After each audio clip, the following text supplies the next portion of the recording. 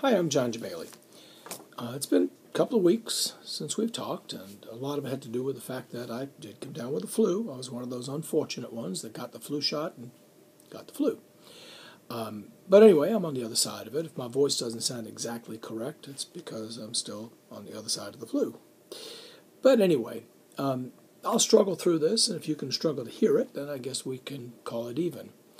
I was doing some research yesterday on the multiple listing and just trying to get an idea of what's going on in the marketplace. And there's actually some very positive signs. I did an analysis for the year 2012, and of all the transactions that have closed in the Florence market, 24% of those transactions were in fact foreclosures. That means 76% of the transactions were either owner-occupied or builder, because I didn't break it down by that, but really I was just focused on the foreclosures. So I did an analysis for the current market of what's on the market currently. There's 555 homes in the Florence area on the market for sale. Now that includes everything from mobile homes, townhouses, condos, basically everything in that market. Residential, I didn't include commercial. And of that, 65 of those are foreclosures, but 21 of those are under contract. That leaves 44. Out of the 555 homes for sale, 44 are foreclosure, which really puts that number closer to 8%. So what I'm getting at is the trending. The trending has gone from a 24% foreclosure market down to a relatively low number at 8%. God willing, those numbers will continue to decrease as the real estate begins to come back to life.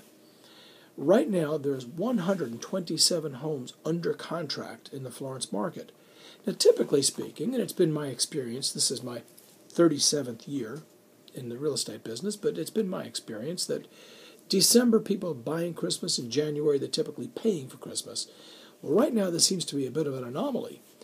And as the market comes back to life, more homes are being gobbled up, which is reducing the supply.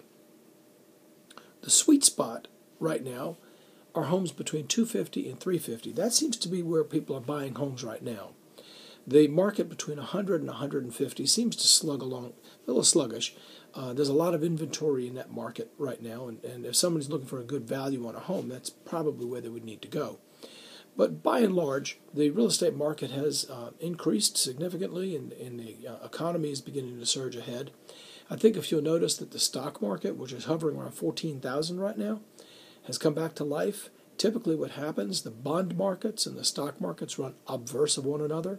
So as the money's flowing from the bonds back into stocks, it's reducing the mortgage supply funds, which supply-demand issues will determine mortgage rates. Okay, well, I know there's more to that story than just that little bit, because the banks typically borrow from the Fed, and the rate is almost near 0%.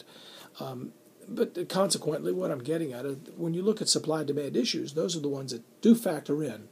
When you've got a diminished supply and rates are beginning to increase, housing values are beginning to improve, I think that all that combined means now is the very best time to buy a home.